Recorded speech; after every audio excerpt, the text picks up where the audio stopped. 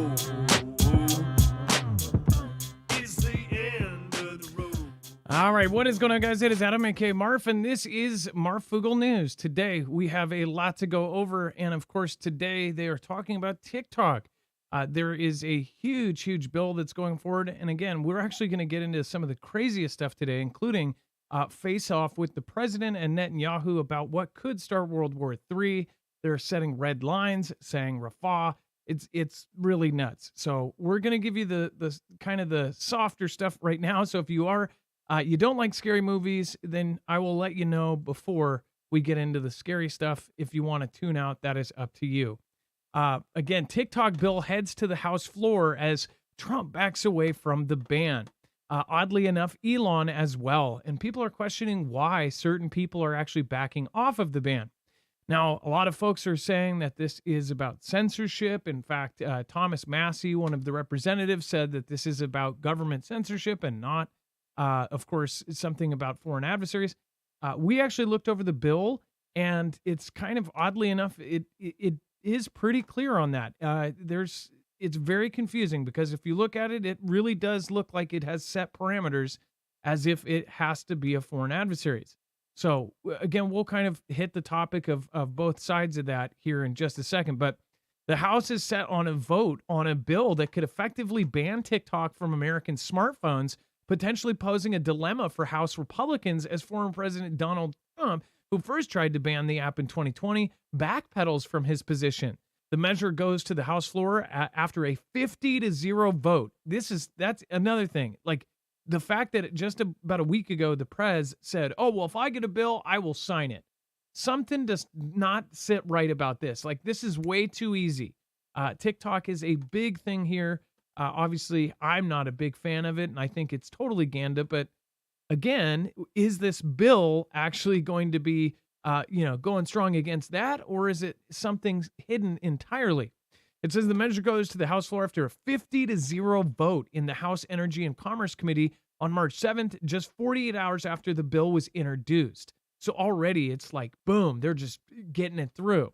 The extremely compressed timeline followed a classified briefing with U.S. intelligence and law enforcement officials that lawmakers said led them to fast-track the measure. So just want to point out, it followed a classified briefing. So whatever was said in that meeting, they were like, what the heck? We got to get this out of here. Now, if this is true, that means that China has put some crazy, scary stuff in this. If it is not, or if it's something that's hidden on our end of this bill to control whatever, either way, this is actually pretty terrifying. So we're going to talk about this tonight. Again, if you're not subscribed, make sure to subscribe. Again, it is something that if you're not getting our notifications, if you press that subscribe button, you will definitely get those. Again, subscribe. What? Anyways, subscribe, hit the subscribe button if you haven't already, okay? Subscribe. Subscribe. We'll be right back. That was weird.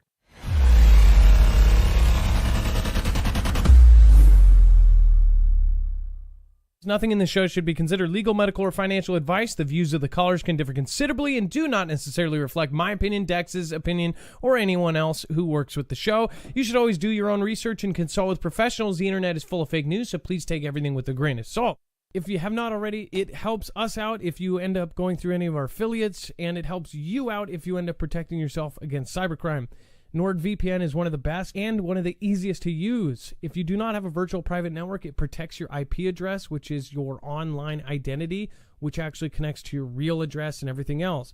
It also connects to you. If you know anything about how they are data logging and basically getting your profiles down, you can prevent that by having a VPN. Nord is, again, one of the easiest. Download it. It's like an on switch and off switch. All you have to do. Go to marfooglenews.com/VPN. Not only will you get a giant discount on this, but you will also be helping us. I appreciate your support, and I appreciate everyone that goes through any of our affiliates. Can't say thank you enough.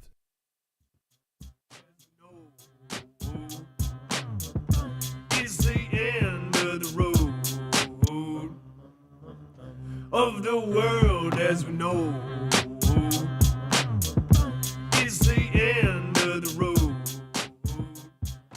All right, so okay, let's get into this real quick. And by the way, so there's a lot of really serious stuff happening in the world right now. There is kind of a red line that was just set. We, of course, have word that Russia has had some sort of huge, huge moves made over there. Of course, this is about 3 or 4 days after there was a 48-hour imminent attack that the U.S. Embassy warned of to Americans in Russia. That, of course, we have a small update on that as well. But then, of course, we have everything that is going on in the Middle East. It is getting absolutely nuts. And alongside that, everybody is now talking about TikTok. Now, most of you, well, I would say most of you have at least tried TikTok. Some of you are vehemently against it. But again, TikTok is something that a lot of people either use or they're on, especially the younger crowd, youth. They are on TikTok. They don't know what Facebook is. They don't also know how to pump gas, but they know what TikTok is and they know what Snapchat is. And it is one of the most popular and most powerful platforms out there now. It has taken the space of Facebook, which took the space of MySpace and the ones before that. So it is pretty crazy to think that one of the biggest companies and apps in the world may be banned from the United States.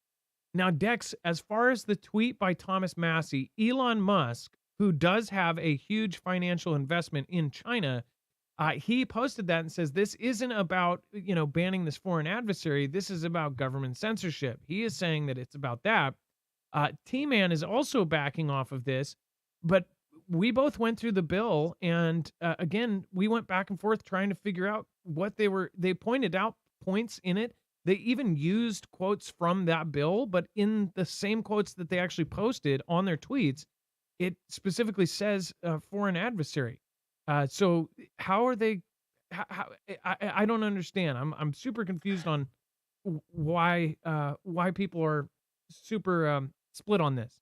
Look, if you take any one component of the bill and look at it, it can be very nefarious. And let me preface this. I'm not for or against this bill. I'm just trying to get to the truth of the language in it when I talk about those guys. So, because I know there's some people that are saying against it. Look, there's even people in chat that said this is going to shut down VPNs. Now, again, if you look at the language in the bill in certain subsections, yeah, it will say you can't do a website that does this or a foreign that or a foreign this. But ultimately, when you get down to the control of the bill, it talks about it having to be controlled by a foreign adversary, and it defines an adversary as those countries that are listed in Section 10 of the U.S. Code, 4872D2 of Title 10 of the U.S. Code. And there's only 4 countries in that list. That would be North Korea, China, Russia, and Iran. That's it. Those are the only 4 countries. So yes, if the VPN you want to use is owned by one of those countries, it very well could be shut down. If the video app you want to use, TikTok, is owned by or controlled by or indirectly owned by one of those countries, then yeah, it could be shut down.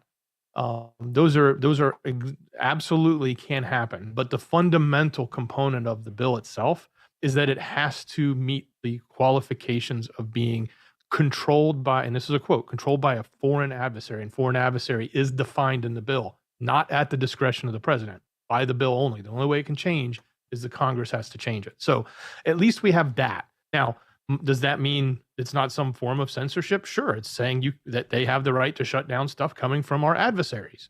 And maybe that is a form of censorship, and we don't want that. I'm not saying pro or against this. I'm trying to get to the root of what is really happening here. What if our adversaries end up being on the right side of history at some point in the future, right?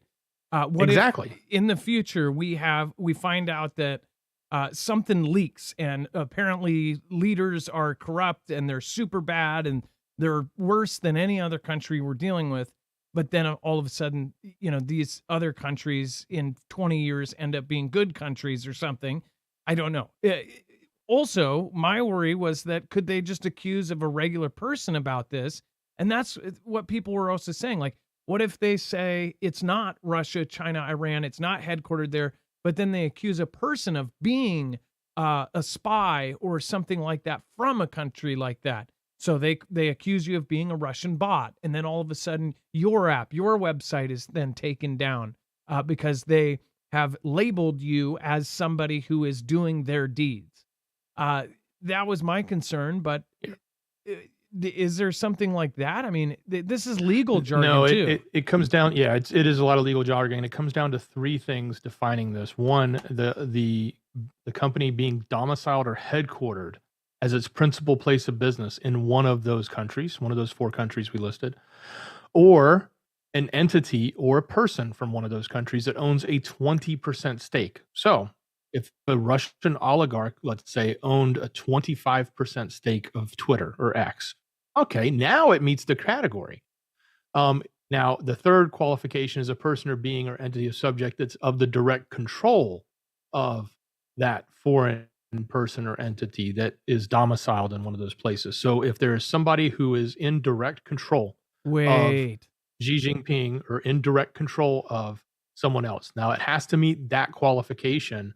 And those are all or qualifications. It's either or. It doesn't have to be all three. It can be any one of those three, but it has to be somebody who is directly controlled or owns a 20% or is based in one of those four countries. Does anyone in China own 20% of Twitter? Because I could see how that could be a big I believe deal. the biggest foreign investor is It's from the 8%, right? UAE. It's like 4 or 5% from the UAE, and that's the biggest foreign investor in Twitter. The rest of them are coming from the big bankers, from Vanguard to the Rock of Black and others. Okay, so and the reason this matters, this could change the internet as we know it if it's what the naysayers are saying. Otherwise, why is it? This is my freak out on this one. Is why is it that last week after this classified meeting that the president said, well, if it comes across my desk, I will sign it. And he's already saying he's committed to signing this thing. And it's now passed 50-0, like no problem whatsoever. What is it? If they are going to claim that there is some classified information on why they did this, they need to tell people, because if this is because of something that's going on with China, well, we know that the press and other people and all sorts of people have all sorts of connections with China. China has been invested in over 30 years, since 1971 or whenever they opened up their economy to capitalism. They have had everybody in their pockets, and they have been in everybody else's pockets. So it's like, this is really creepy that this is just getting flown through. And it's like, it's going to happen so fast that by the time we go, oh, wait, did you see this part? It's going to be passed. And this is really freaky. I mean, like, this is something, if it is what they say it is, and if it is a way to control the internet, obviously there's been some pre-steps to this. There's some framework. We just saw, Dex, I'm trying to remember what it was, but essentially the government took over general or basic control of the internet for some other reason. Do you remember that? I'm trying to remember what that was. The FCC or something did a vote, and they basically handed over control. What was that called? It was the something about last mile, or basically it was the telecoms and controlling the pricing Monopoly and rollout of what speed of technology was in what location, so that they weren't basically giving high speed internet to the rich people and depriving the poor people. And they made it about, I mean, that's what they too. made it about. But they made it about that. So everybody said, "Oh, well, that's true. We don't need to do that. Let's make it so." But under the covers, they were giving a lot of power and control to the FCC, and that they'd never had before. So it was kind of a big deal, and it should be a big deal to think about. This again is very much a big deal. I mean, at the same time, should you be censored from an adversary? Should you be able to go look at what an adversary is telling you? I mean, that's basically what they're saying they're going to do here. But keep in mind, like, here's the solution isn't to shut TikTok down. The solution is to change the ownership of TikTok in America so that it's owned by and operated by a company that has absolutely no ties and no control by a foreign adversary. If another platform came along, I think somebody said Temu and Chad or Alibaba or any of those others, you think that all of a sudden they're going to come after them. Well, they just have to change the ownership of how it is actually run in America so that it can't be tied back to an adversarial country directly. That's all they're asking for, is to make sure there's a clear line. They thought they had it last time with TikTok, but then what came out? China is getting all of the data anyway. So all of our data was still going through, even though they said, hey, we moved all of our data centers into America. We created a new entity in America. We did all this stuff like you asked us to do. But behind the scenes, we still pumped it all back to China. So that's kind of what happened there. By the way, it's not just meeting those qualifications. Those are the qualifications of the bill. The second part is the president has to actually act on it. So whatever president is sitting at the time would then have to make a public announcement within 30 days notice to the public and to Congress and state the reasons why that entity is a threat to national security, which would then give time for responses, investigation, and inquiry. So it's not an immediate thing. It's not just like, tomorrow I'm going to flip that one off because I don't like it. There is a little bit more to it, but it is still pretty comprehensive in the sense that he can turn off or shut down any one of these companies if they're owned by or controlled by a foreign adversary. Yeah, my big worry is that at some point in the future, one of those four countries will actually have, the scary part is being able to cut off any information from any country, and there's both sides of the argument, but it's like, what if there is somebody that's not government, that somebody who is living there, or somebody like a Snowden, or somebody was living in Russia and they said, well, they're there. They create a website or something that has some truth in it or something. I don't know. This seems like, this is. I bet you if this is going to go through, it's going to go super quick, and usually there's no stopping it. Dex, go ahead. And look, what you said early on is spot on. The fact that they came out of a classified meeting and reacted the way they reacted is a key point. And for those of you who missed last night's show, you should go open up last night's show and watch the beginning, because we talked about the signs that are being set between China and the US because of coming conflict. You divest your interests in each other. You pull out the things that are absolutely potential to connectivity between the two of you. For example, China pulled out of wheat. They stopped buying a lot of wheat. They canceled the biggest orders of wheat ever from the US, so they could no longer be dependent on us on that. On the flip side, we've done that with a lot of other things. And look, now we're doing that with TikTok. We're pulling it out as quickly as possible. They're rushing as fast as they can to shut that down, so that if we are in the midst of a conflict with China, they can't use that platform to then push Ganda in to our youth and into our people. That is probably why they're rushing it through, is because of the signs of a conflict coming between these two big nations. And with all the ties that certain people have to China, it's like, it feels like if there is a big war and that this is the setup for it, then it's like they're all in on it. That's what it feels like. This is really, really getting kind of ridiculous. So what do you guys think? Let me know in the comments down below. Comment whether you think that TikTok should be banned, or again, tell me if your reasons why they shouldn't do this bill. Have you looked into it? Did you even know that this was happening? A lot of the things, like there was the FCC thing, nobody talked about that. I went into a Spaces and I had some extremely high up people in a Spaces, and luckily I know Maze Love, one of the people that hosts a lot of them, and she's in tons of these things. She happened to recognize my name and let me speak. I ended up getting to speak about that the day that we talked about that, and extremely high up people immediately said, whoa, this is absolutely, they dug through that and they said, this is not about, rich or poor or this or that. This is about control. And they found parts in it that proved that it was about control. So that was, things like that nobody talked about. There was no coverage of that, even in alternative media. So I guess we'll see what ends up happening with this. All right, and then thank you, everybody. Let's do a quick roll call.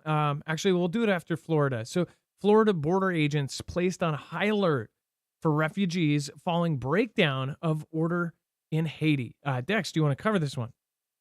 Well, as we talked yesterday about the absolute collapse of any form of organization and government in Haiti, and the gangs are just running everything at this point, there is this expectation now of a mass exodus from Haiti to the U.S.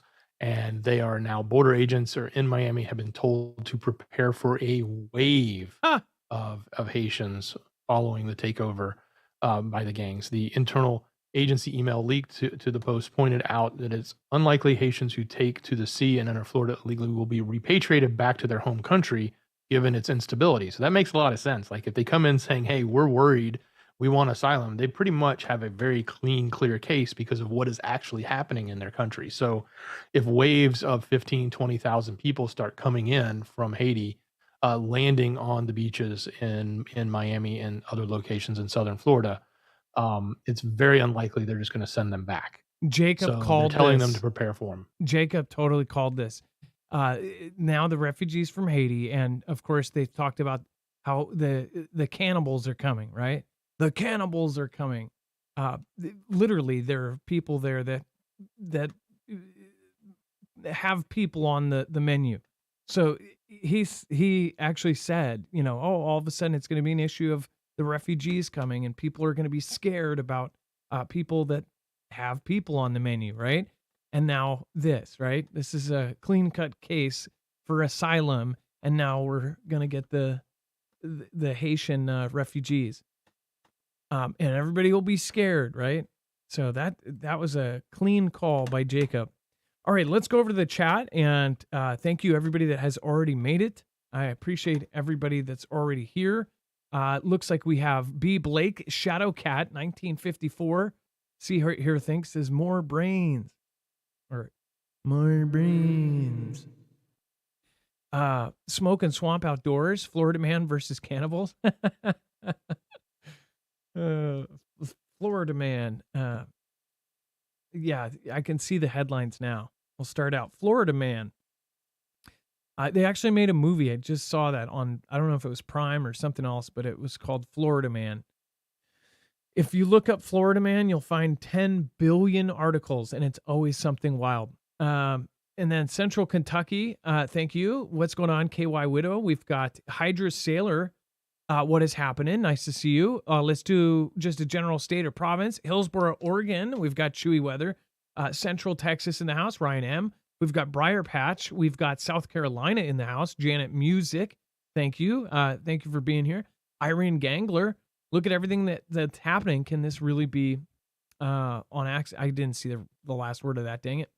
And then Maya the Happy. Alberta. Nice to see you. Murphy, Texas. It has gone past the vote. Was that Damron? I think it was James Damron. Thank you over on Twitter. Carrie Ray. Well, there was the Dex. The first part of the vote is done. The 50-0, right? They didn't already put this through, right? It's just now it's gonna. I can check. I don't think it went that fast, but yeah, the first part went through very quick. 50-0. Yeah, we said that, but if it's if it's, and then there's no way to say when he would actually sign something like this. Laura Gittins and Occam's Razor, what is happening, Randy Man? Thank you for not the vote I'm talking. Oh, okay. Thank you, James. And then Undisclosed Bunker in the Four Corners, what is happening? Patrick Bellamar, Renee Vester, Vault. Hey, nice to see you. And Lord Andrew and Julie Pokerton. Thank you guys for being here. And Rip Curl from Southern Oregon. Thank you for making it to so many shows, Rip. And yeah, so lots of crazy stuff going on here. Let's get back to the news. And Dex, do you want to just continue since we're still on Haiti? Yeah, certainly. And I think the vote actually might be tomorrow. Not sure. And there's some discussion as who may be trying to block it too. Okay. But we'll keep covering it, guys, because it's important. As far as Haiti goes and the Haitians, there are obviously a lot of people that live there that aren't bad and don't do those awful things that you hear about. There's actually people that live there. The people that do the bad things are typically labeled as gang members or other things that are doing evil around the country to control the people and for various other reasons. I don't want to get into the whole political minutia of it, but I just don't want to I want to make sure you guys don't think of it as just because a bunch of people are coming over from Haiti that they necessarily are bad. Not that we're saying that, but they're also, with them can easily be bad people hiding in the midst. And that's part of the equation anytime you have people coming through. I was saying it's more like a fear. It's like the media is going to portray it like there's cannibals coming. I'm sure it will not be the way that they're going to portray it, but Yeah. No, I know. I'm not saying you. I'm just saying in Also, general. people could So go to that country from other adversarial countries and then easily get in if they state that they're from Haiti. They don't have correct. they have it, so somebody just told me that in Haiti it's very easy to counterfeit your identity, and if you have friends, you can put your history into their systems. So say somebody from a Russian or an Iranian or somebody from China could go there and then pay a certain amount of money, get their name and back history in their system, and then go, oh well, we want to get out of here, and then get into the Yep. U.S. Might even be flown in, get some peanuts and a hot towel on the way. So And that's to break something. down the government, it's even easier, and it's probably Yep. even harder to verify any of that information because everything's just completely in tatters at this point. But look, we actually have U.S. citizens that are still there. In this case, there's a handful of U.S. missionaries that are actually trapped, and they are begging for U.S. assistance to get them out. They have, been working there on their missions, working to help the people, doing their good deeds, whatever it is they do. I'm not going to judge or portray to know any of them, but that's what we're hearing is that there are U.S. citizens and they're in contact with the embassy, but they're not getting any help to get out. The embassy did evacuate non-essential employees from the embassy, but they haven't done anything yet to help the U.S. citizens that are in the country get out. And since things have pretty much fallen to the abyss as far as rule and law and order go, they're begging to get out and they want to figure out how they can be safe because obviously they're not going to be safe the way things are going. It's going to get even worse. Yeah, and praying for the folks that are still there, that are actually stuck in the midst of whatever operation or craziness this is. Genius by birth. By the way, thank you for the support over the last week, but made a comment says, uh, why did O'Keefe? Why did he go to the Grove? That the Bohemian one, right? Very disappointing. So I actually just I heard a lot of that from Jacob Israel, and because there's a gentleman on Twitter that used to be one of the guys who went in and pretended to be somebody for his videotapes. I had it wasn't an argument, it was more of a debate, and I guess I am the kind of person that I have seen both sides of it when people just make up crazy stuff about people, and I'm not saying he didn't go, but there's like a tag that shows that he went to this place and whatever else, and I'm like, they have coat checks for the Grove, like it looks like a coat check tag. But then the gentleman who's saying, I basically say, eh, some people said, well, like, what good did he actually do? Right? James, right? I think that if he inspired one or two or five people to do that kind of uh, really brave kind of stuff, then it's a good thing. As far as he might not be personally as if they find out that he's a horrible person inside and out, right? Uh, did he help? I think I know people that personally did not do certain things over the last couple of years because of things they saw on his investigations. So I personally think that there was a help in some of the stuff, but what's being said is that he didn't break huge stories that should have been broken. But I was looking at the stories he didn't break and I'm like, well, if you look at it, it's like when you go up against a company like that, you might end up in a ditch. Uh, we're actually going to cover something like that today. Somebody said a certain company wasn't making quality stuff, and they were about to testify to that, and now they've apparently they're not around anymore. So I take that into account too. Like if he didn't bust, he had a crazy story, and he didn't run it because he was afraid. I know about that. I actually contacted them when we got a story that was really crazy, and we weren't going to put it out there because we don't have protection. We don't have all that crazy stuff. And they didn't take it because it didn't have video and it didn't have audio. So again, it was more paperwork kind of stuff, and it was nuts. But yeah, like with that kind of story, if you guys don't know what we're talking about, maybe go. I think Jacob is probably covering it. That's why Genius by Birth is talking about it. But he's communication with that guy that used to work for James. I say I say always ask for proof before you start judging a person. I've been on the receiving end of just, fake stuff. And I appreciate when people actually hold out and really hold out for absolute proof.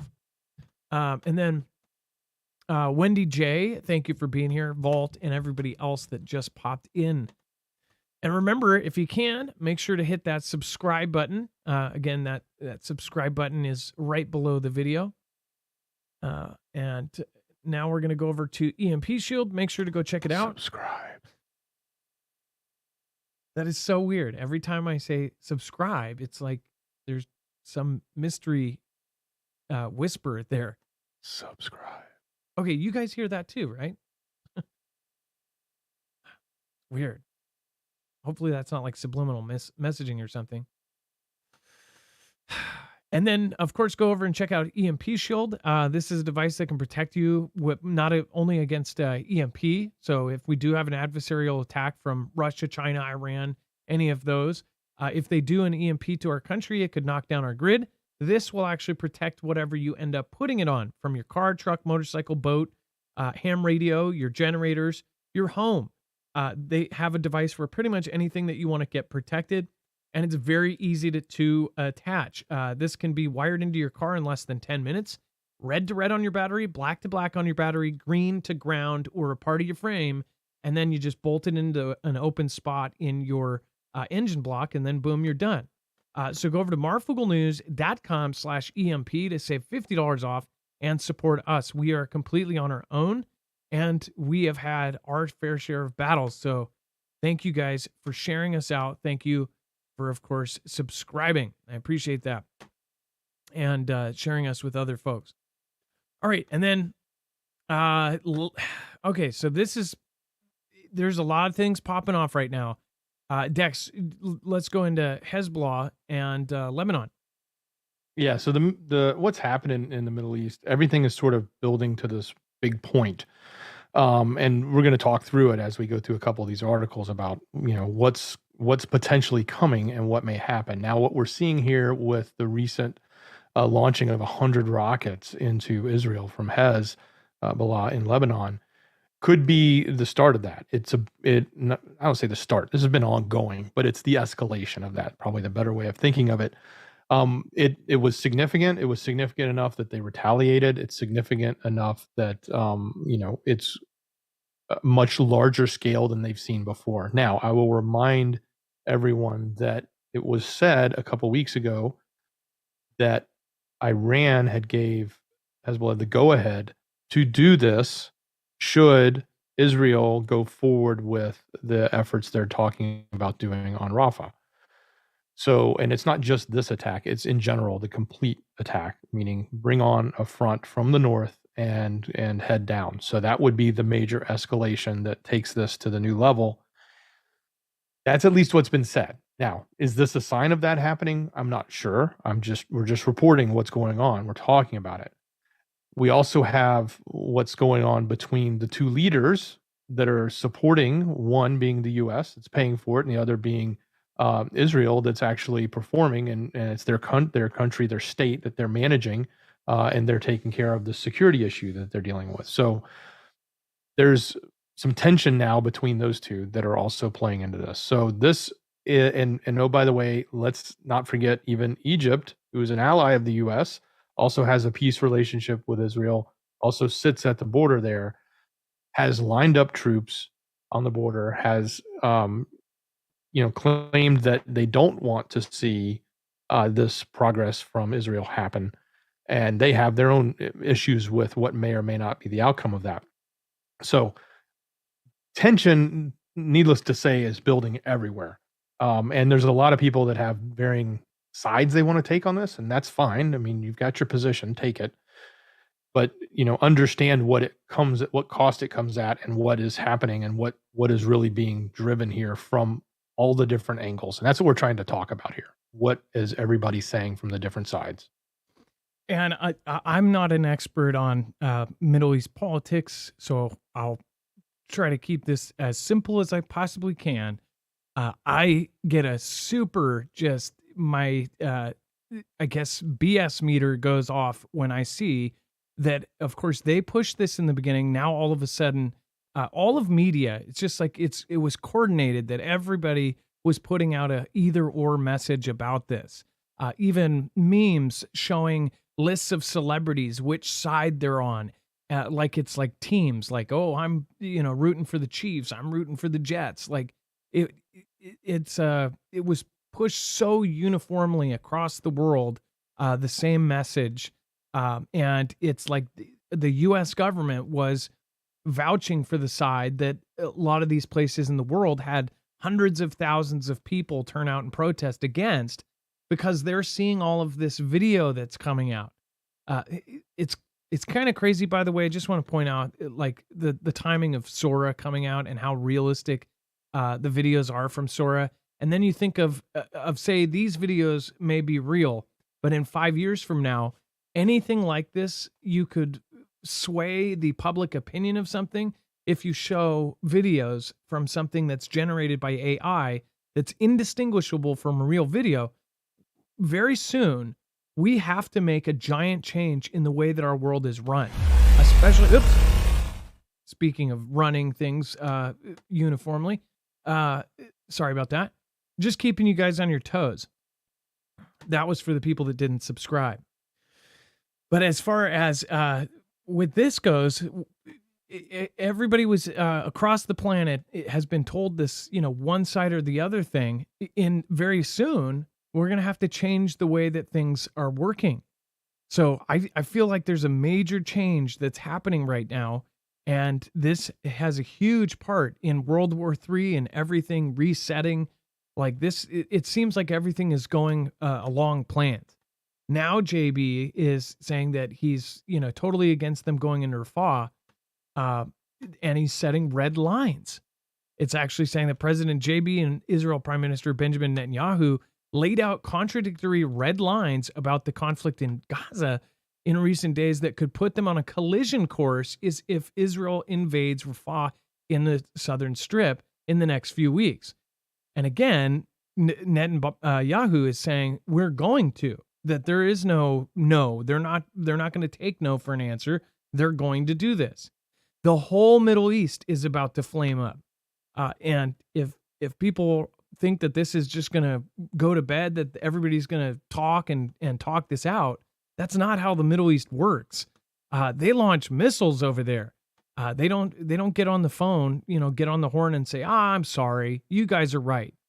There's religious differences that will never, ever, ever, ever be settled, because in the religions, they're literally saying these people are your enemy. So unless they all convert to the other side and see the light or something, I don't think that this is going to go away.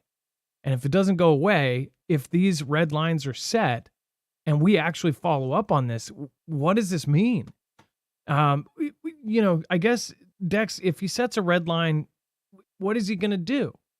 Specifically what sanction? they said they would do is end the support of Israel in the United Nations. So if you remember all of those votes that had happened over the last several months at the UN, there was a vote for this type of ceasefire, a vote for this, a vote for going against Israel for that. The US was the one there always with the veto power. And, we get to use our veto power and say, it doesn't matter what everybody votes. They all can vote against Israel, but the US can just veto it, and it's good, and we move on. He's saying, though, they could pull their support for Israel at the United Nations. The second thing they could do is restrict the use of all U.S. weapons by the Israeli Defense Force in Gaza. So those are the two biggest points. There's other things that will come up, but they actually said if he moves forward, that's very likely they will shift in their policy and shift in that direction as to what I just described.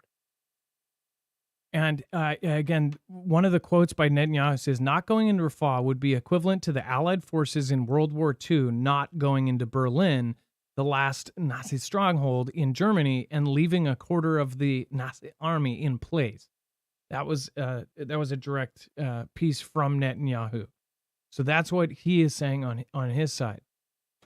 There's a greater discussion here about just in general, the U.S. has always supported Israel, and there's deep, deep ties with Christianity, with Israel as a holy place, all of these things.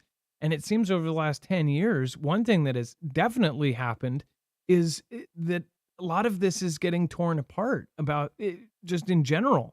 I mean, look at our country and how it's run. You're talking about a country that does run it along religious guidelines when our country is basically separating ourselves further than just separating church and state. It's like the world is separating from church, period. If you look at social media, now they look at Christianity, they keep comparing it to supremacists, right? They say they've made a new word, Christian supremacy. That's freaky to me. How in such a short amount of time, the message has gotten so garbled on everything. Obviously, the internet has done a lot of destroying, just in general. It's a very, very powerful tool for the most evil people in the world. What do you guys think? Let me know in the comments down below. Is this going to pop off? Is this going to be what does it? Let me know what you think, and if you have info, email us or leave a message at 224400MARF and then press option 3. That's again 2244006273. Alicia Renteria, Renteria, I think I said that. Alicia Renteria, thank you so much for your support. Hope I didn't butcher that. And then Zen1AZ, thank you for always stopping by and saying hello. And then Amarillo Gunrunners, thank you for thanks for all you do. Well, thank you, and thank you for again supporting this week. All right, and then let's see here. Yeah, so just to confirm, Netanyahu says he will press forward with the military operation in Rafah. So I mean, you can't get much clearer than that. If the red lines are there, and if we're going to cut support, I wonder how long that would last. Dex, go ahead. Yeah. And it's just at this point, it's sort of a wait and see. We got to see what will happen with, is Biden bluffing, or will he actually do it in the sense of cut him off? Is the Middle East, the rest of the countries, are they serious about escalation if he does this? What is Egypt going to do? What's going to happen there? I mean, there's a whole lot of questions, and we'll just have to, wait and see. But it's going to have an effect. It potentially can have a very huge effect if chaos and turmoil spills out all throughout the Middle East, as we've already seen with shipping. I mean, look, shipping alone has taken a massive hit going up through the canal there. So that's just one thing. This is going to turn into many other things, and it may turn into a much bigger issue that may have to be cleaned up. Yep. Yeah. Well, we just have to kind of sit tight and assess, as they would say in Don't Look Up. And then I feel afraid to even read this headline. It's like I'm way too close to this company location wise. What? Don't read it. Okay. Yeah. No. I don't have anything. No. Okay. We're gonna skip this story. Don't read it. Don't read it. China's bad. China confirms it's building a Boeing whistleblower John Barnett found perished in U.S. Not a joke though. He was supposed to testify on basically says he made a point that he was raising concerns about the firm's production standards, and now he's been found EpiPenned. John Barnett worked for Boeing for more than 30 years before retiring in 2017. Now, this is from everybody that lives here in Washington, almost anybody you ask, and I bet you go to chat, there are people here that have worked for Boeing, their family worked for Boeing, their grandpas worked for Boeing. If you live in Washington, you guarantee know somebody that worked at Boeing. My mom was a riveter. She was a Rosie the Riveter back in the day. My dad helped with blueprints of some sort. My grandma helped design stealth bomber, the B-2, and grandpa. So there's a lot of folks here that have worked at this place, right? But this is a giant corporation, and it's one of the 5 or 6. I think there's 5 main military industrial complex companies. Like, obviously, they make all the planes for regular transportation, but they also make a lot of military stuff. In fact, somebody else I knew that was designing lasers there for military purposes at that place before they got taken into the Space Force. So with this, it's like John Barnett being there 30 years, and apparently he perished from a self-inflicted, hole on March 9th. I'm glad they didn't say, 3 self-inflicted holes in the back, but you know what I mean. Mr. Barnett had worked for the U.S. plane giant for more than 30 years until his retirement in 2017 on health grounds.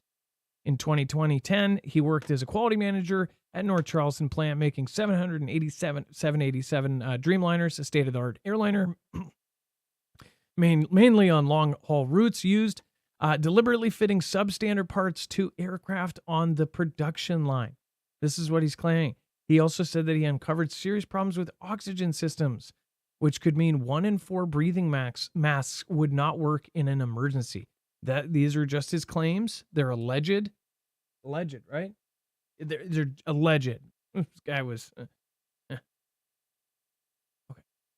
He said soon after starting work in South Carolina, he had become concerned that the push to get new aircraft built meant the assembly process was rushed and safety was compromised, something the company denied. And of course, they're right. He later told the BBC that workers had failed to follow procedures intended to track components through the factory, allowing defective components to go missing. They knew where they were the whole time. Yeah. He said in some cases, substandard parts had even been removed from the scrap bins and fitted to planes that were being built to prevent delays on the production line. Didn't happen. He also claimed that tests on emergency oxygen systems due to be fitted on the 787 showed a failure rate of 25%, meaning that 1 in 4 could fail to deploy in a real-life emergency. John Barnett was a former quality control manager at Boeing. Well, it sounds like it was his job to correct that, right? Am I right? I'm right. I'm right. Pretty crazy. And again, he was going to be testifying, or a formal deposition he gave, and then he was going to actually be essentially putting this in permanently.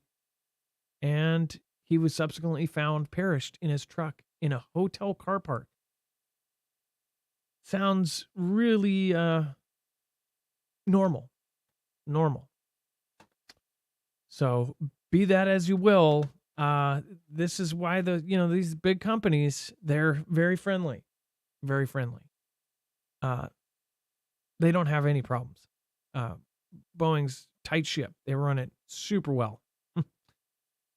Moving on. Dex, do you want to cover China confirms it's building a 4th aircraft carrier and the tables are turning?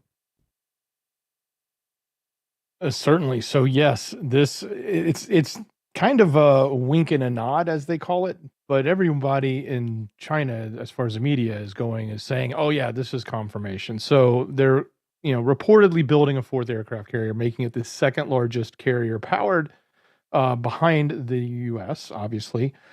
The report came, but what really happened was they were talking to the Chinese Navy Vice Admiral and political commissar Yan Huizai about whether or not China's next carrier would be nuclear powered and what it would be named. And Huizai reportedly smiled when asked if the carrier would use nuclear propulsion and said there would be an announcement soon. He also said that there were no technical bottlenecks in the construction of new carriers and that there were no delays. And that was as much. So he didn't actually say we're making a 4th one, but he basically said there's no bottlenecks slowing us down. There's no delays in us building these carriers. And we have an announcement coming soon to the answer to your question about whether the next one will have a nuclear power capability as opposed to the other versions that they have, which are not nuclear power. So everybody's basically saying this means they're building a fourth. So this is going to be the number 4 carrier, and that's a significant number. I mean, Russia has one, and it barely runs, and it's always in dry dock because it keeps getting messed up. It's a far cry from the number that the U.S. has, but it's certainly a big jump in the direction of the number that the U.S. has. So, as we know, China has the capability, the manufacturing capability. We've talked quite a bit about how we feel like they've shifted. They have redirected their resources towards this. So, that is absolutely, this is probably the result of a lot of that shift and a lot of that redirection of production capacity towards military and outputting things like aircraft carriers. Yeah, we by the way, just quickly, Ilea, good night. I know you're not feeling good and you've been sick, so no worries. And then Lord Malthus says, I would love to go back to being crazy instead of being right all the time. Yeah, absolutely. And then somebody says, what is the source on the, I think they were talking about the Boeing stuff. That was from the BBC. So that's not like the Sun or a tabloid. That's the BBC saying, putting that story out. So should be safe to read, right? I guess I've never heard of that being local, but what I have heard of is big companies keeping things tightly run. Yeah, everybody's heard about it. Everybody's seen it in movies and things, corporations being able to just like get rid of a problem, the fixers, right? That's a scary thing to think about. The fourth aircraft carrier, I don't know if you guys remember, but I reported 3 years ago, they said that they would get their third aircraft carrier by 2026. Now they're talking about a fourth, and it's 2024. They're way, way surpassing any of the deadlines that they thought that they would pass, especially with nukes. The nukes, they say they're going to be caught up with us. We're in the thousands by like 2029 or 2030. I think that maybe the official date was 2033, but it's still way. They at first they said that they would have 300 by like 2030. They already have way more than that. That's crazy. Way, way ahead of schedule. So, preparing for war. Before we move on, if you do not have backup medicines, then we do have a resource for you. Again, this is a certified doctor that you'd be talking about. This is a legit telehealth site that you can go to and get emergency medications through Jace. You can also get their Jace case. This is the most popular because it has all of the really, really useful and really common emergency life-saving medications and antibiotics. It's all packaged right there, ready to go. But they also have a service where you can get some of your regular medicines and get a year supply of it. And it basically runs concurrent. So you can always have that year supply. And then, of course, if it's running on expired, then you use it instead of your regular and keep your regular. Really, really cool. Go over and check out marfooglenews.com/Jace. You can also add things like albuterol and others I can't pronounce, like fluconazole and ondansetron. Lots of other things that you can actually add on. Again, there's all sorts of great services over there. Go to marfooglenews.com/Jace and make sure to use the code MARF. That, again, is something, if you've been watching and paying attention to the whole pharmacies going down because of a hack, 30,000 pharmacies across the country. You had United Healthcare go down, that people couldn't get their medicines covered by insurance. Lots of crazy things have been happening in that area, and that's why we added Jace. Again, this is because of requests from you, the Foogle fam, and suggestions to have a resource for the family. So appreciate those of you that actually reached out. Again, because a lot of people really, really love this, and it's something that a lot of people are thinking about right now as far as backup medications. If you go down that road, if we lose power, we lose all of the stuff that we take for granted, like pharmacies. right? Everybody, has this thought of like when it all goes down, what are you going to do? You're going to go with the rest of the people and loot some sort of pharmacy?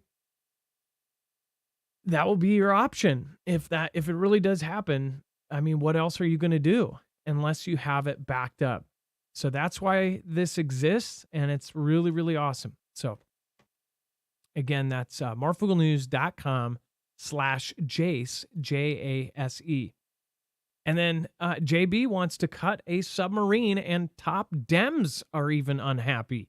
So even his own party is unhappy with the fact that they are basically cutting a whole submarine out of the picture. Dex, they're basically, I think they just don't have the money for it. Maybe because we're sending all of our money somewhere else. Exactly. I think, they're looking for $10 billion to make up for, equipment that we already sent, and they're trying to send more. And, we have an $850 billion Pentagon budget that they're trying to get through. They got the budget, but now they're trying to figure out how to spend it. And part of that spending is potentially, and this is coming from the administration in the sense that the appointed person by the current president is in charge with this budget, is saying, hey, we're going to cancel this one submarine. We don't need this Virginia class attack sub.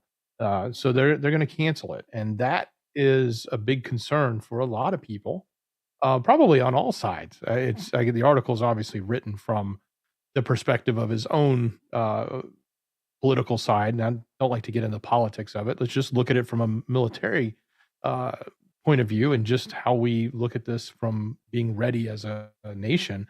We had a plan to get another sub, and why did that end?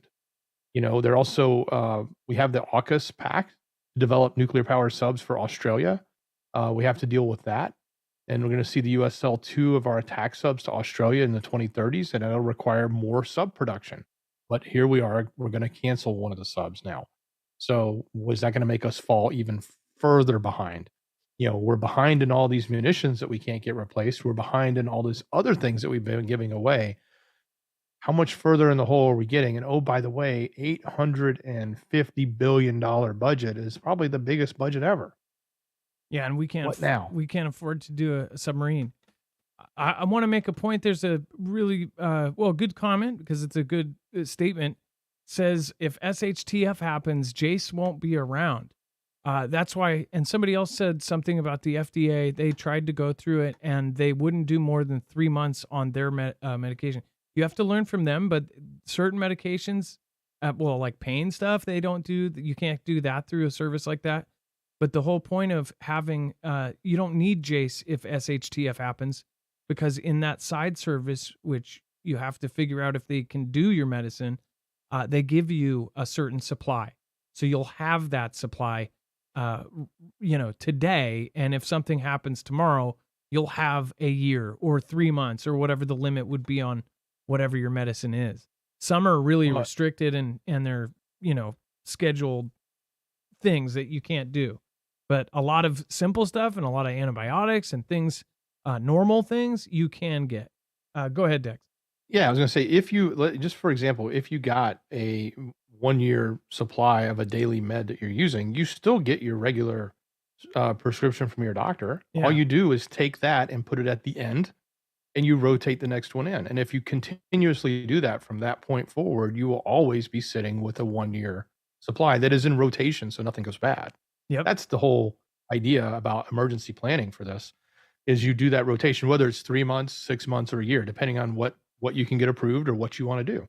But that's how you look at it. Kind of the same with food, but you can do it exactly the same way with very many of the standard daily type of RXs that we need. I don't know if you ended up doing it, but if you can get 3 months, that's 90 days that you would be able to get through and have. If your medicine's like a life-saving medication, then yeah, that's a huge deal. But 90 days is better than nothing. But yeah, I agree. Like, we're looking at this event happens, if it happens, like some say, you're talking 6 months, a year, 2 years without power. I hope that never happens. But if that does happen, yeah, there will be no restoration, right? So yeah, pretty Pretty crazy. But yeah, that's why you go through it now instead of after. Don't wait until it's broken to fix it.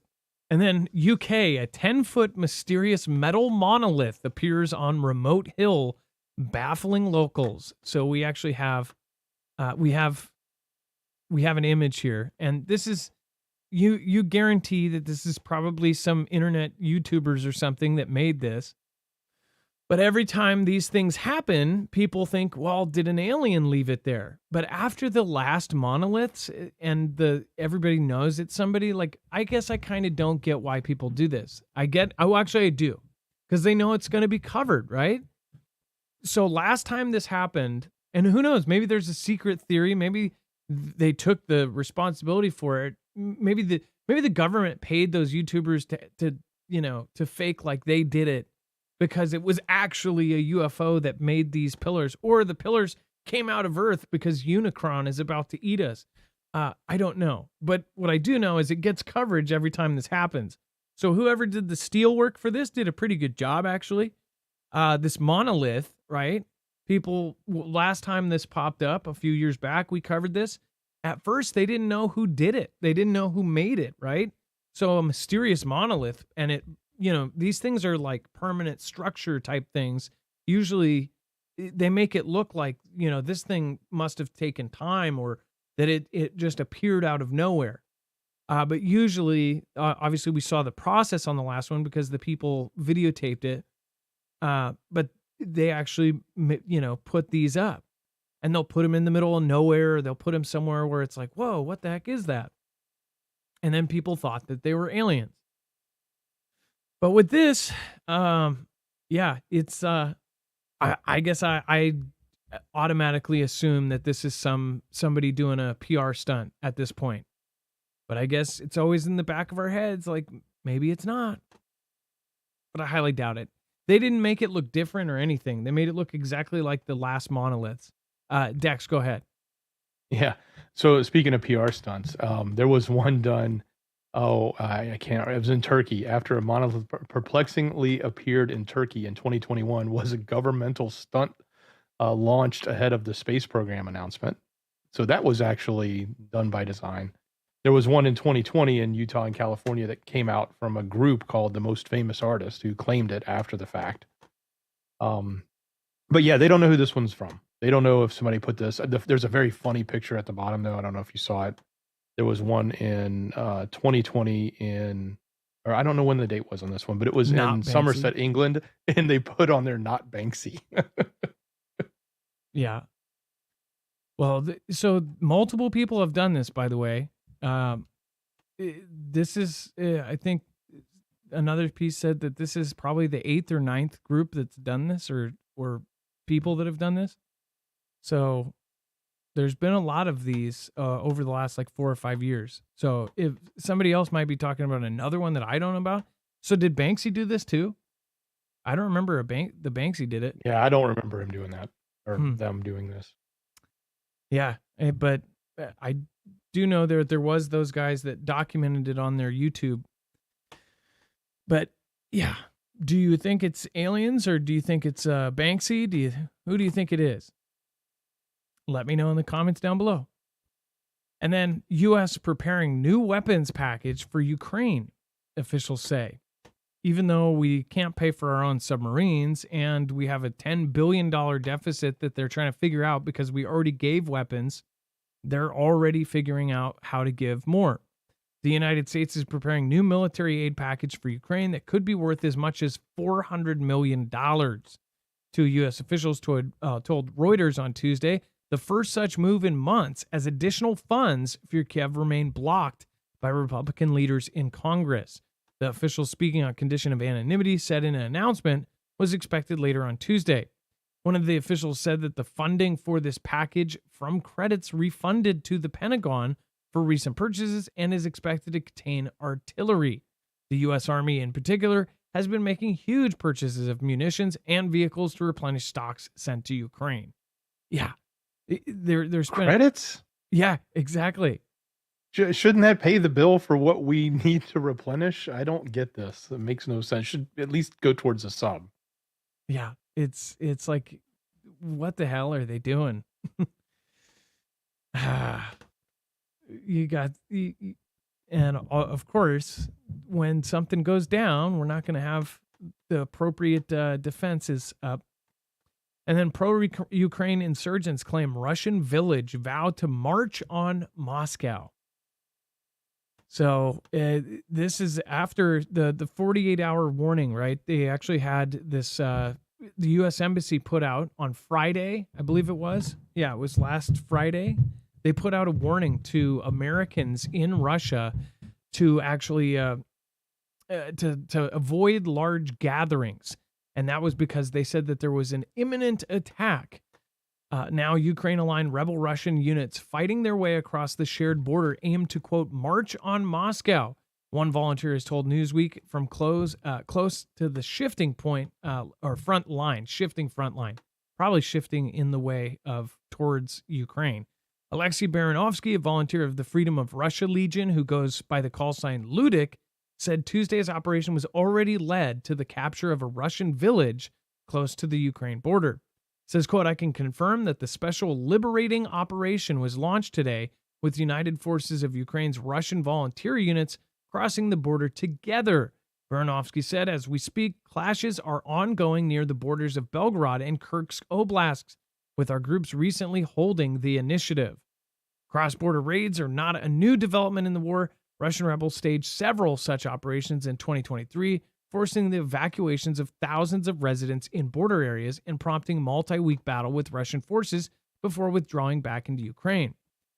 So, and also they say that there's all of these different events that are going on. Others are saying that they just did a huge attack in multiple cities via drones in Russian cities.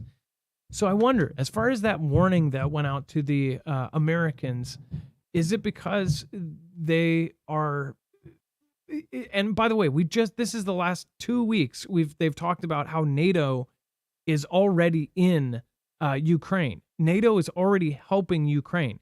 NATO soldiers are launching the missiles. That was admitted by Germany, and they say France and others are actually, they have their specialists there, and they're the ones that are pulling the trigger. So after all of this, now there's several attacks happening in Russia. One thing people fear is that this is NATO actually starting to really join. And if it starts turning around, is that because there's NATO soldiers fighting this war and not Ukraine? Many people believe that Russia would be beat and defeated if it was NATO versus Russia. But that is not exactly as simple as it sounds, because Russia has allies. And if NATO gets involved, then so do their allies. Well, so do the adversaries. They have their allies too. So it said, Baranovsky said, did not expect these breakthroughs in two separate regions simultaneously, so let's see how this situation unfolds. I heard somebody else on Twitter say that they thought that this might be, that they're actually letting them gain ground, and then they're going to encircle them, which they have done earlier in the war, that they're actually setting a trap. But who knows? Also, all of the different attacks, not a lot of coverage. There were several people that had videos and footage of buildings burning all over Russia in different oblasts. And it's like, not a lot of coverage happens, right? Is this because NATO is now joining, Ukraine? Is there people pulling the trigger that are straight up NATO? Makes you wonder. What do you guys think? Let me know in the comments down below. And then Venezuela rushes to mend Iran relationship as U.S. sanctions loom. So what are they doing to mend their relationship? Well, Adam, it looks like they had some struggles last year with the oil relationship they had. And they are claiming that they fell behind on the oil swapping deals they had. So with the expectations that sanctions could come on Venezuela next, they're trying to rekindle or get that, oil trade that they had flowing back to a greater level and get that going sooner rather than later, because they're going to need those outlets both in both directions for oil and refining to happen. especially if the U.S. turns around just like they did to Russia and just like they've done to other countries and put sanctions down on Venezuela. Of course, we've got Iran and Venezuela teaming up. We've got all sorts of folks teaming up. By the way, Michigan Lifestyle, USA soldiers. Yeah, I must be really lagging tonight. Schedule 4. What's happening? Bobby Birch, Wild Lettuce, Carrie Ray. Thank you for being here. Just Ruth, 3 kids mom. What is happening? Lino, Fustian, Duck. Just Ruth. We keep it giving it away as if our leaders are purposely sinking us. Well, that's what a lot of people think. Billy Clemens, thank you for subscribing. Alicia Renteria, thank you again. DM, thank you for subscribing. Gerald, thank you for subscribing as well. Appreciate that. Again, thank you guys for making it. And let's see here. Zenwen, thank you. Over on D Live, Jammer, thank you. Vicky K, thank you. One on B, and then of course, thank you, Cloud for All and Poco Loco. Thank you very, very much. Thank you for supporting Independent. Trilicit, thank you. Let's see here. We've got Alicia Rentera, Zen1 AZ, Cynthia Peel, and Stephanie Cook. I appreciate your support. Thank you. All right, and let's see here. Let's go over to surging gasoline prices add inflation risk in U.S. picking the Prez year, right?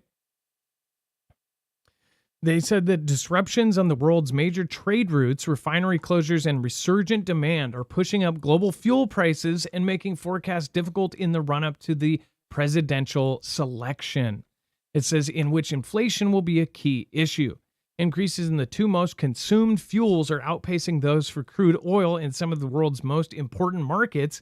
U.S. gasoline futures have jumped sharply in recent weeks and are now up more than a fifth so far this year. While diesel in Europe has risen 10%. Refiner profits are also seeing seasonal norms in many regions, a sign of tightness as the peak summer travel period approaches.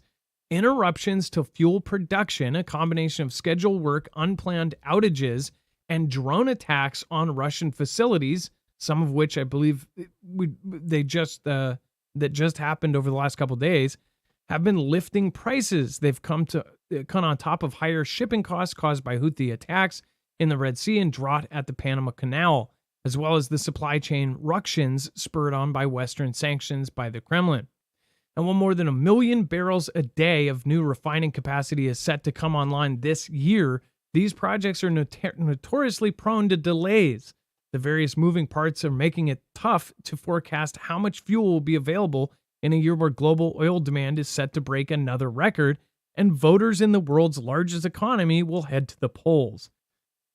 So one thing that's going to be pointed out a lot before we select, and by the way, I think many of us in this community were like a bunch of BS. It doesn't matter if the gas is $10.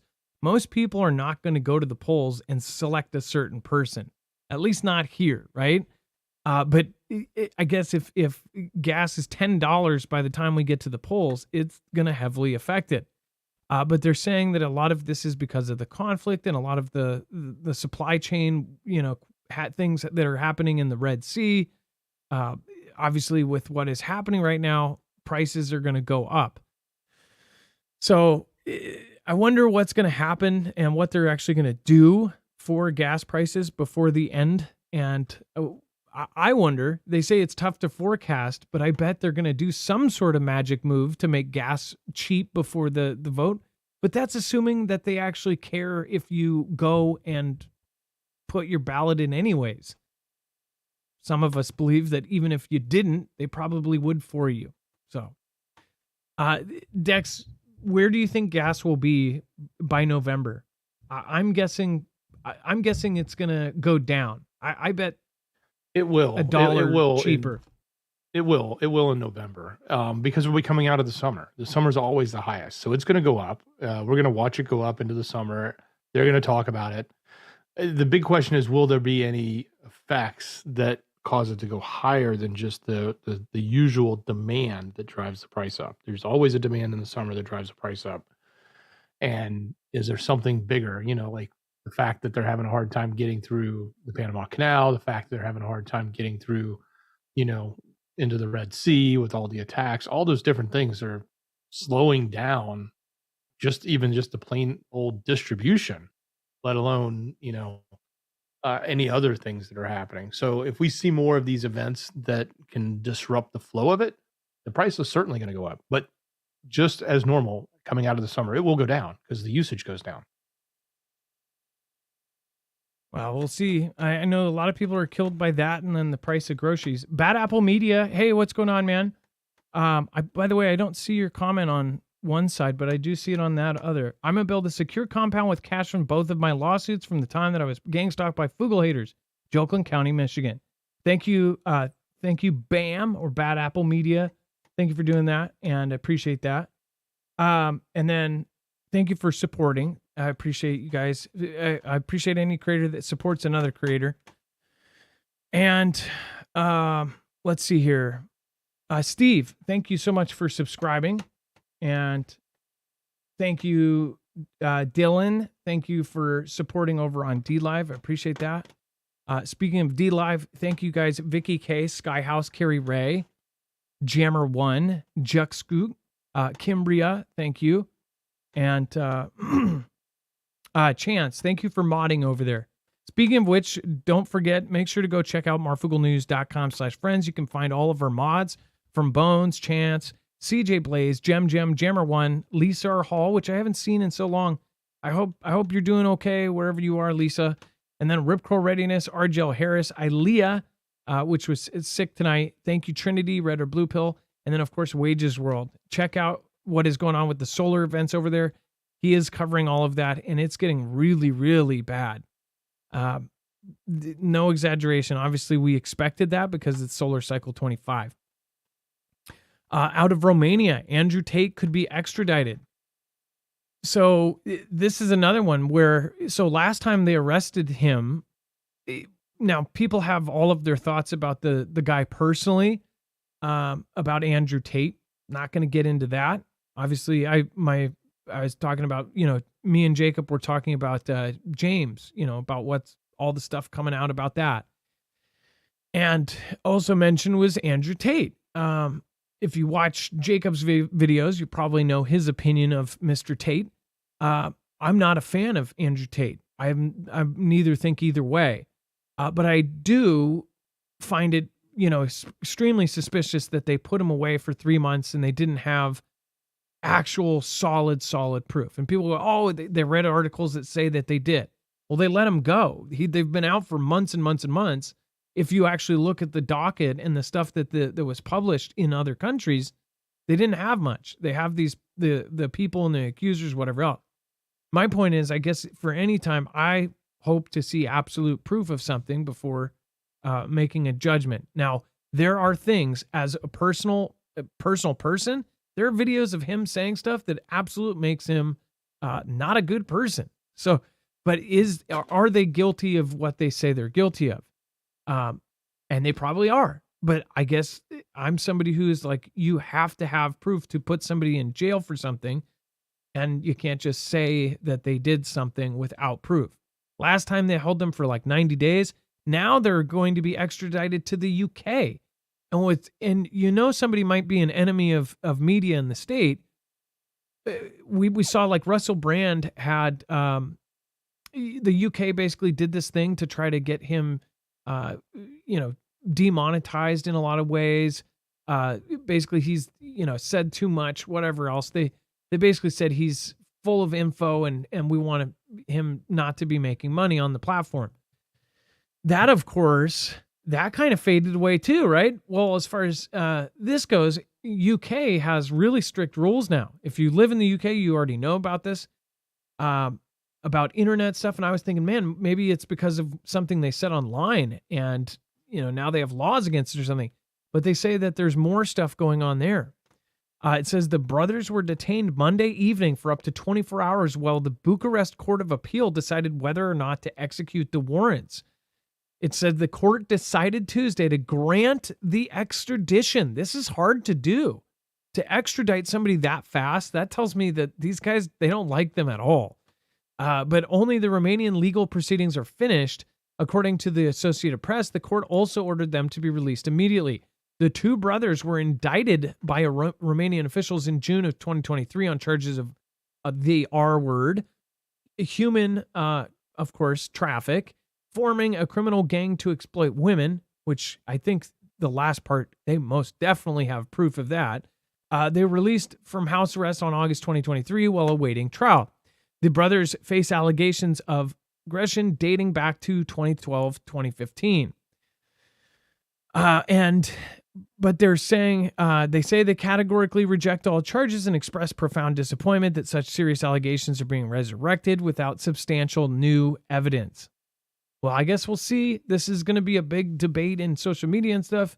One thing I just want to point out that what I see a lot of is guilty until proven innocent instead of the other way around.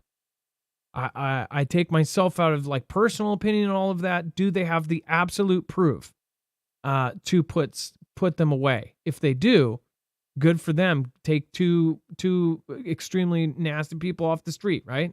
But if they don't have proof and they do this again, it's going to even more make people think they're just targeted, right? But we'll see what ends up happening.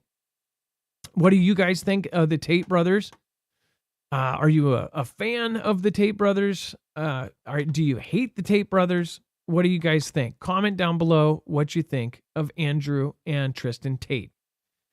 Let's see here. Tadius Flujbull, James Damron, even Russia and China, Kevin Kennedy.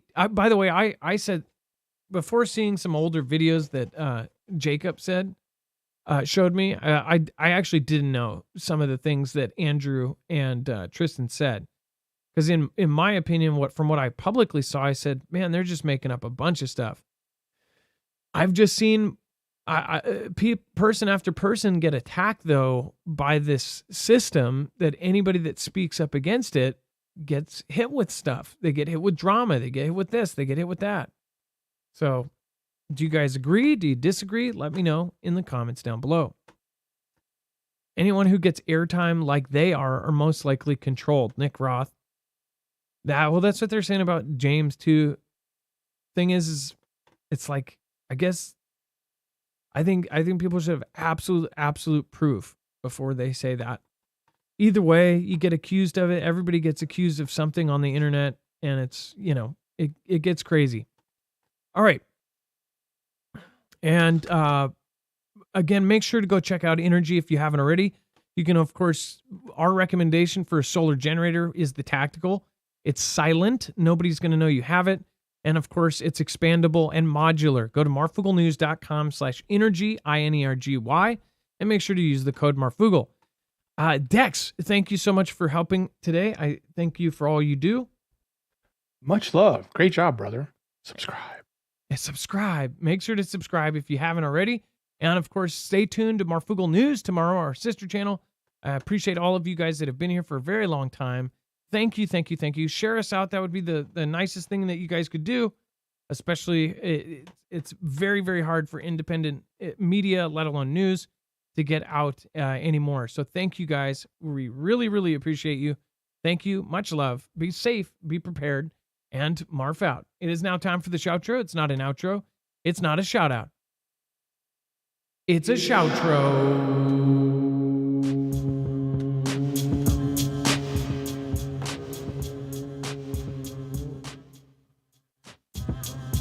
NJM, thank you. Should I move to South Dakota? Is it safe? It depends on what you're wondering if you're safe from. I don't think... I don't... There's no way to judge until it happens. I would say... Look at what the rich people are doing. If you can't build a bunker... I guess it's kind of like you kind of have to mentally prepare for the fact that maybe there's not going to be a chance to prepare. Or that you won't be prepared. Stephanie Cook, thanks Adam Dexon, great mods. Springtime soon. Well, Groundhog's Day came. They did say early spring, I think.